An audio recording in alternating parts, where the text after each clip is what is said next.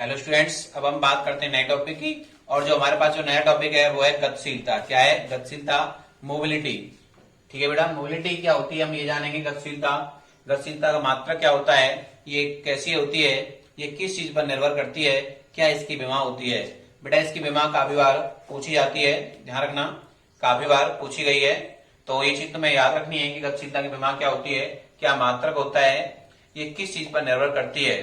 इससे पहले टॉपिक में बेटा आपने अभी अनुगमन वेग के लिए सूत्र पढ़ा, जिसे अपवहन वेग कहते हैं। क्या कहते हैं? अपवहन वेग कहते हैं। तो बेटा गतिशीलता पर बात डिस्कस करते हैं कि गतिशीलता क्या होती है। तो बेटा एक चीज याद रखिए, जब किसी चालक पर विभवांतर आरोपित किया जाता है, जब किसी चालक पर विभवांतर आरोपित किया जाता है तो उसके मुक्त इलेक्ट्रॉनों का जो अपवहन वेग होता है, उसके मुक्त इलेक्ट्रॉनों का जो अपवहन वेग होता है वो चालक के विद्युत क्षेत्र के समानुपाती होता है।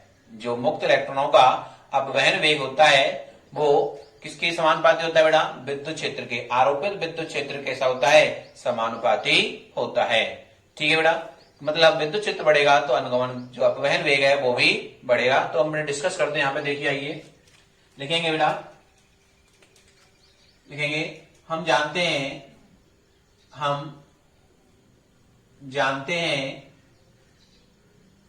कि जब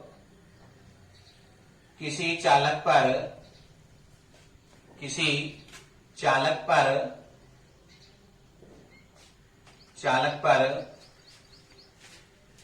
विभवांतर या किसी चालक पर विद्युत क्षेत्र आरोपित किया जाता है, आरोपित किया जाता है तो चालक के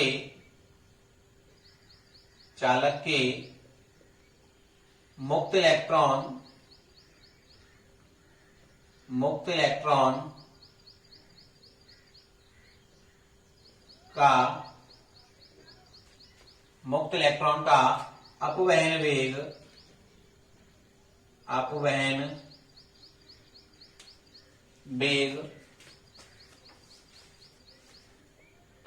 वेग बीडी आरोपित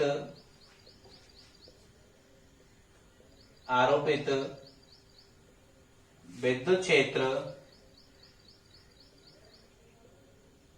क्षेत्र ई के समानुपाती होता है, ई के समानुपाती होता है,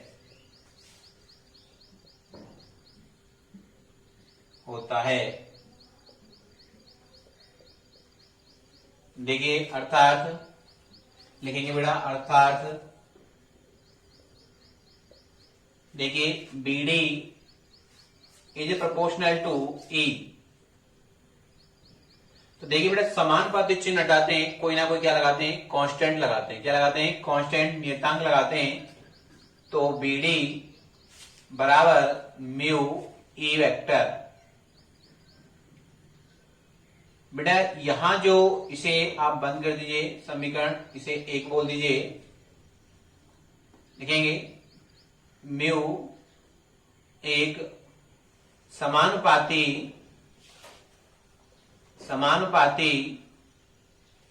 नियतांक है, जिसे गतिशीलता कहा जाता है।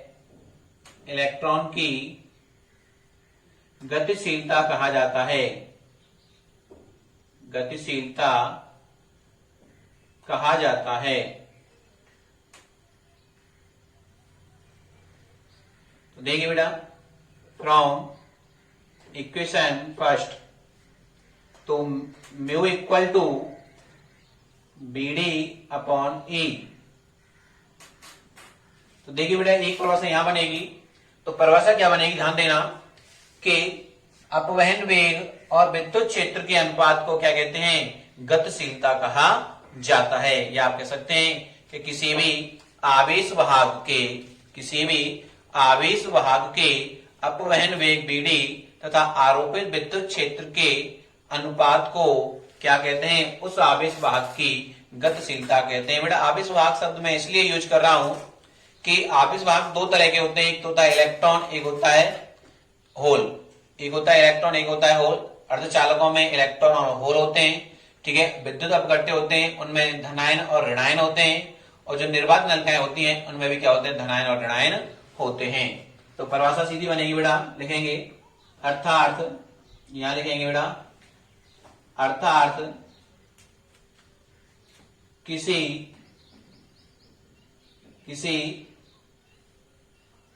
इलेक्ट्रॉन के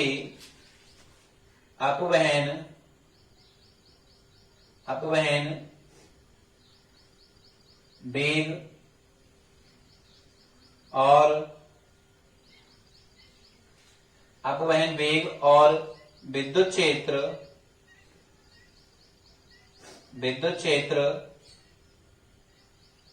के अनुपात को गतिशीलता कहा जाता है। गतिशीलता कहा जाता है। थोड़ा म्यू इक्वल टू निकल के आया बीडी अपॉन ई। ये जो वैल्यू निकल के आई उसे हम क्या कहते हैं? गतिशीलता कहते हैं। ठीक है बेटा, अब बात करते हैं कि इसका मात्रक क्या है। देखिए बेटा, इसको और आगे बढ़ाएंगे, थोड़ा सा आगे देखिएगा।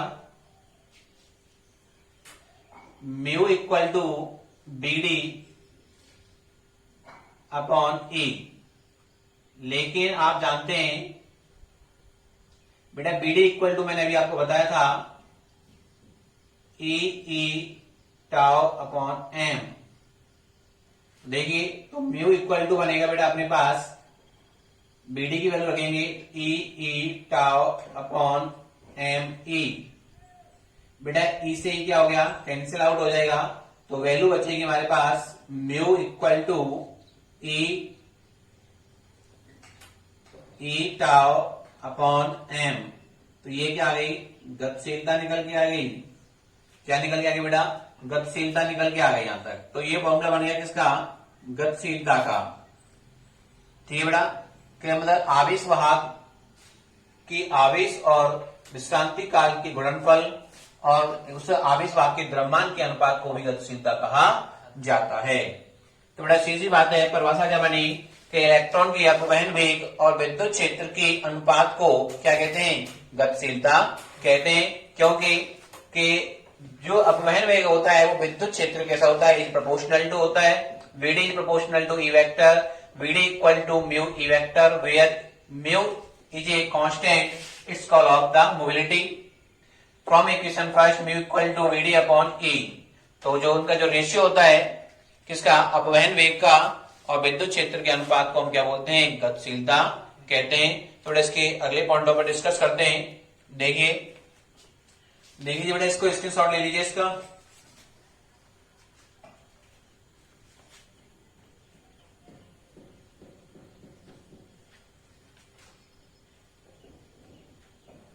देखिए बेटा, नेक्स्ट पॉइंट रहेगा हमारे पास, जो गतिशीलता होती है बेटा वो सदैव धनात्मक होती है। गतिशीलता क्या होती है? सदैव धनात्मक होती है।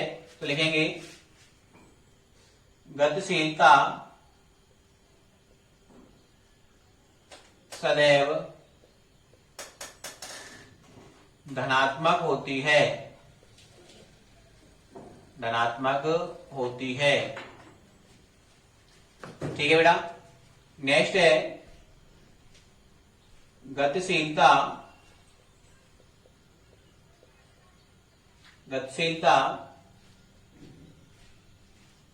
आरोपित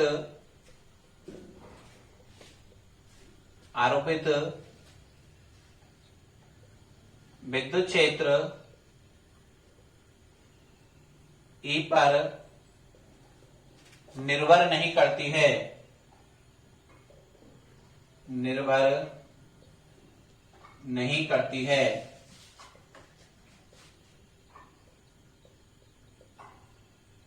यह केवल यह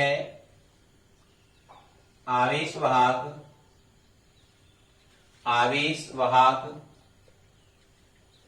की प्रकृति पर निर्भर करती है क्लियर बेटा? किस पर निर्भर करती है? प्रकृति पर निर्भर करती है। बात करेंगे बेटा गतिशीलता, आरोपित जो ताप होता है बेटा आवेश वाहक की प्रकृति तथा किस पर? ताप पर निर्भर करती है। लिखेंगे गतिशीलता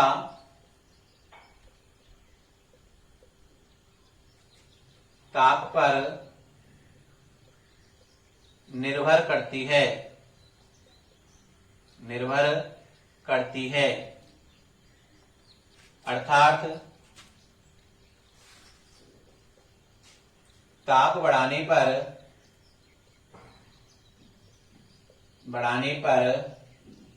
गतिशीलता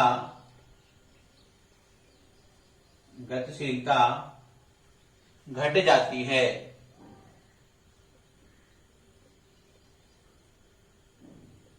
ठीक है बेटा? क्यों बेटा? क्योंकि जब किसी चालक का हम ताप बढ़ाते हैं तो उसके अंदर मुक्त इलेक्ट्रॉन अन्य परमाणुओं या धनायों से टक्कर करते हैं और उनकी टक्करों की संख्या बढ़ जाती है, जिससे दो टक्करों के बीच में जो समय लग रहा है विश्रांति काल उसका मान घट जाता है। क्या घट जाता है? घट जाता है, जिससे क्या होता है कि गतिशीलता भी घट जाती है। या आप कह सकते हैं जो मुक्त इलेक्ट्रॉन होते हैं उनका वर्ग माध्य मूल मान क्या घट जाता है? घट जाता है। जैसे देखिए बेटा इसका जो फॉर्मूला निकल के आएगा BRNS root mean square is proportional to under the root T. ठीक है बेटा? इसके आधार पर क्या करता है जो गतिशीलता क्या कर जाती है? घट जाती है। तो ताप बढ़ाने में क्या होता है बेटा? गतिशीलता घट जाती है। ठीक है ना? नेक्स्ट है बेटा हमारे पास कि जिस धातु के अंदर मुक्त इलेक्ट्रॉनों की संख्या अधिक होगी, जिस धातु के अंदर या चालक के अंदर मुक्त इलेक्ट्रॉनों की संख्या अधिक होगी तो वहां उनकी गतिशीलता भी क्या होगी? ज्यादा होगी। तो लिखेंगे जिस चालक के अंदर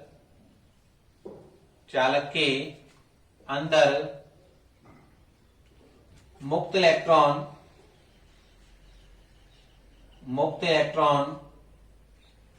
अधिक होंगे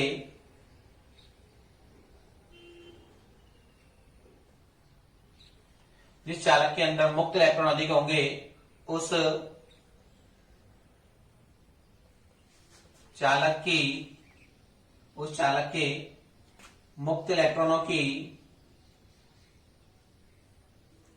चालक के मुक्त इलेक्ट्रॉनों की गतिशीलता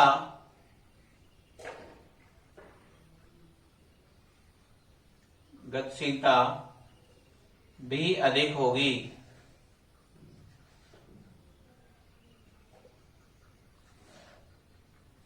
ठीक है बेटा? नेक्स्ट बात करते हैं बेटा इसके मात्रक की।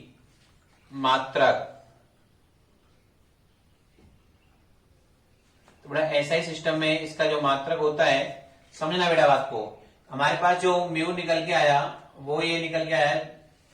देखिए बेटा इधर एक तो होता है BD अपॉन E इसके आधार पर।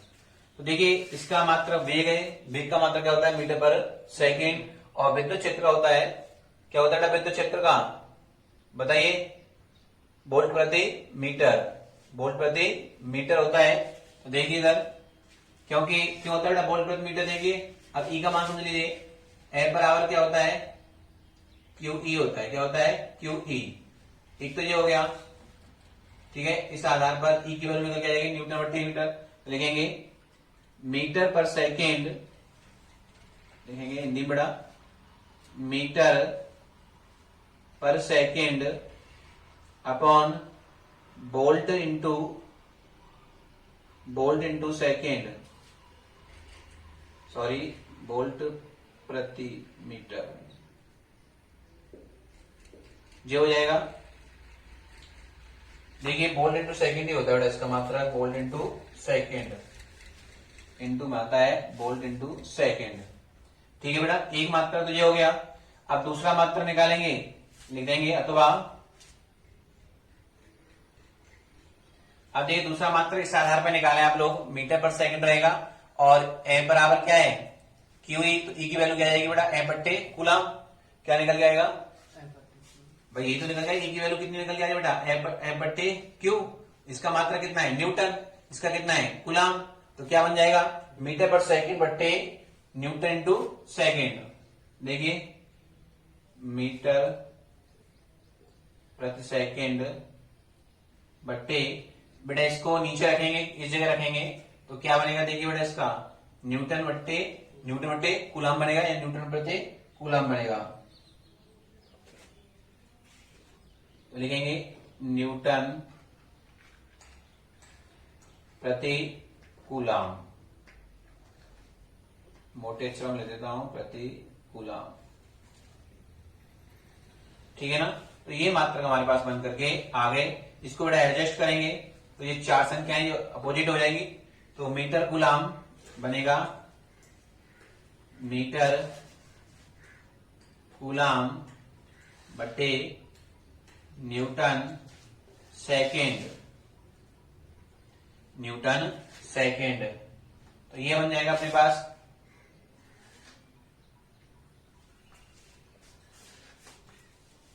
हाँ ये बन जाएगा मीटर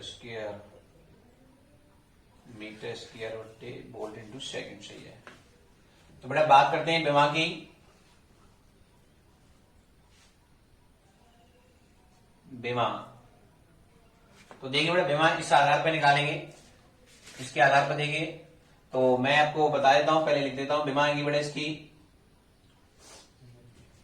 ध्यान दो बेटा इधर, इसमें ये वाला फॉर्मूला बेटा हमारे पास, समझना है इसको, विमा को मीटर कूलम बट्टे न्यूटन सेकेंड। अब देखिए किस आधार पर विमा निकाली जाएगी, देख लो बेटा इधर, मीटर की विमा बेटा देखो कितनी आएगी L1 आएगी, कितनी आएगी बेटा L1, और कूलम कितनी होती है 80, और बट्टे न्यूटन की कितनी होती है M1 L1 T माइनस 2, और सेकंड कितनी होती है T।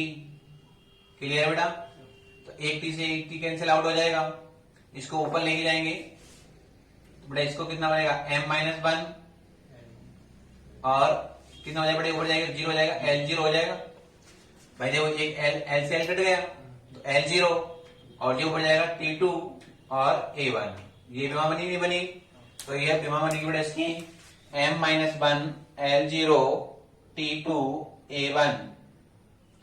क्लियर बेटा, तो लिख लीजिए इसको, तो ये क्या हो गया बेटा विमा होगी हमारे पास। मैं दोबारा रिपीट कर रहा हूं बेटा, जो गतिशीलता होती है वो सदैव धनात्मक होती है, गतिशीलता आरोपित विद्युत क्षेत्र पर निर्भर नहीं करती, यह आवेशवाहक की प्रकृति पर निर्भर करती है। गतिशीलता ताप पर निर्भर करती है, अर्थात ताप बढ़ाने पर गतिशीलता क्या कर जाती है घट जाती है। क्यों घट जाती है, क्योंकि उनके बीच में टक्करों का समय भी क्या कर जाता है घट जाता है। जिस चालक के अंदर मुक्त इलेक्ट्रॉन अधिक होंगे उस चालक के मुक्त इलेक्ट्रॉन की गतिशीलता क्या होगी अधिक होगी। बेटा मात्रक एसआई पद्धति में मीटर स्क्वायर बट्टे वोल्ट इंटू सेकेंड अथवा मीटर पर सेकेंड न्यूटन बट्टे कूलम या मीटर कूलम बट्टे न्यूटन सेकेंड होता है। इसकी विमा M-1 L0 T0 A1 होती है। अब बात करते हैं नए टॉपिक में, सॉरी आगे बात करते हैं नए पॉइंट पर, इसके गतिशीलता तथा विद्युत धारा धारा घनत्व में संबंध। देख लीजिए बेटा, इसका स्क्रीनशॉट ले लीजिए सभी।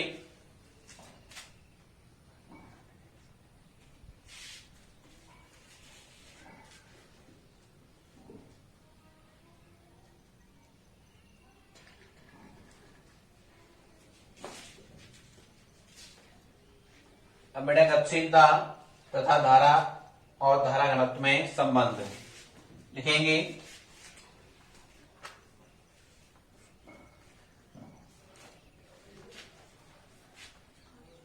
टॉपिक है बेटा गतिशीलता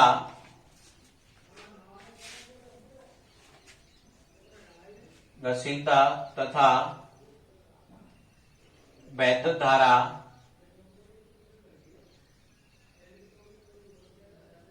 ऑब्लिक धारा घनत्व में संबंध, धारा घनत्व में संबंध।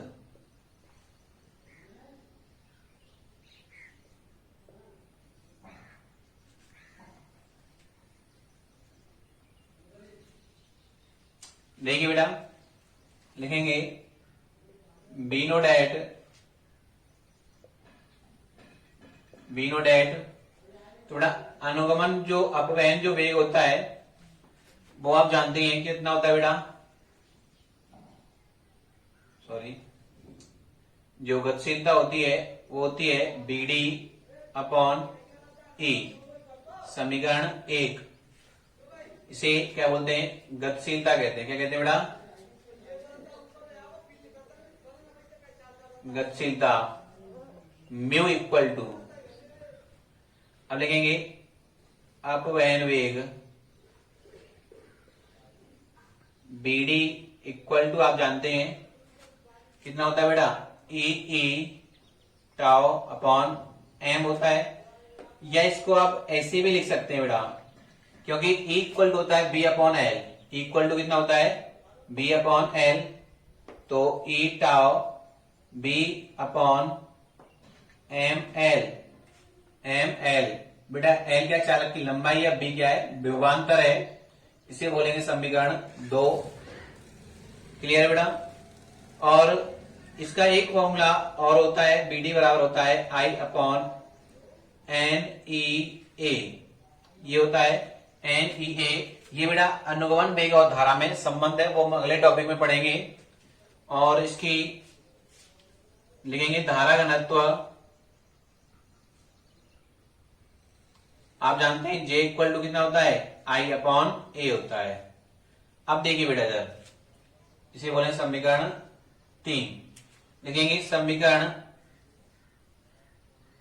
1 में समीकरण 2 व 3 का मान रखने पर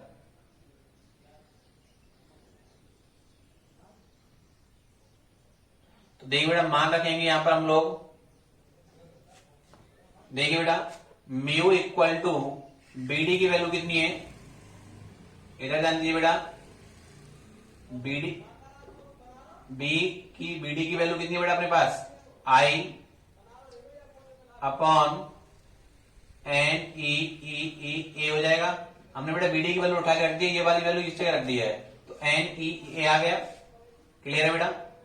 तो यहां से एक संबंध तो ये बन गया, ये वाला बन गया।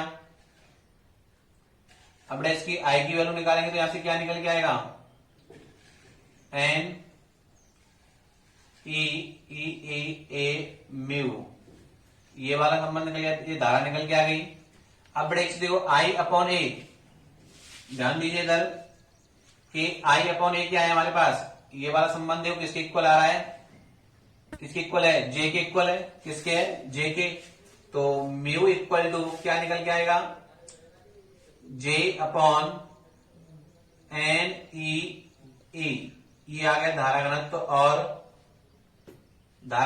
गतिशीलता में संबंध आ गया। और बेटा ये वाला संबंध है जो विद्युत धारा और गतिशीलता में, ये संबंध आ गया। ठीक है, तो ये किसमें बेटा, गतिशीलता और म्यू में संबंध है, मतलब म्यू, ये वाला जो संबंध निकल के आया है म्यू एंड आई में संबंध। ठीक है, और ये वाला किसमें निकल के आया बेटा, ये म्यू, सॉरी ये जे में था, म्यू एंड आई में संबंध। तो बेटा ये तो निकल के आया चालकों के लिए, किसके लिए निकल के आया है, चालकों के लिए। अगर हम बात करते हैं अर्धचालकों की, तो बेटा अर्धचालकों में आवेश वाहक इलेक्ट्रॉन और होल होते हैं। बेटा होल क्या होते हैं, इलेक्ट्रॉन के खाली स्थान को, जहां से इलेक्ट्रॉन निकल जाते हैं वहां एक खाली स्थान बचता है, उस खाली स्थान को हम क्या कहते हैं, होल कहते हैं। क्या कहते हैं, होल। ठीक है, नाम से मालूम पड़ रहा है होल। अब देखिए लिखेंगे अर्धचालकों में,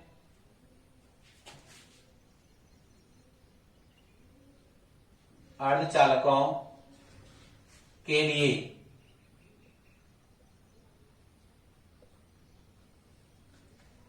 लिखेंगे बेटा अर्धचालकों में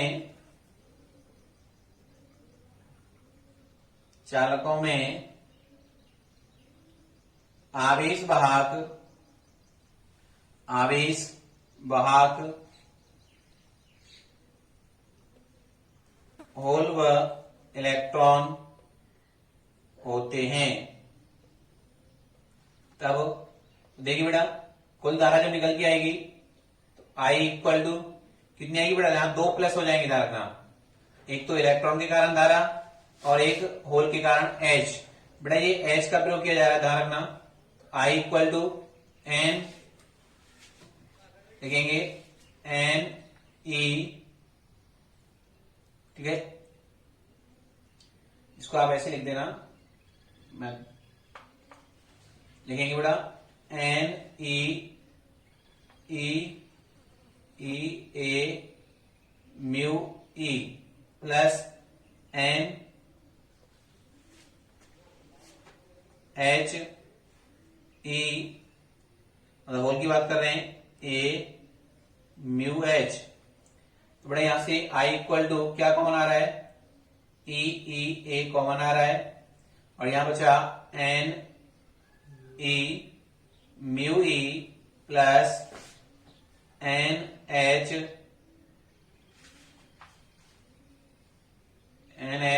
म्यू एच।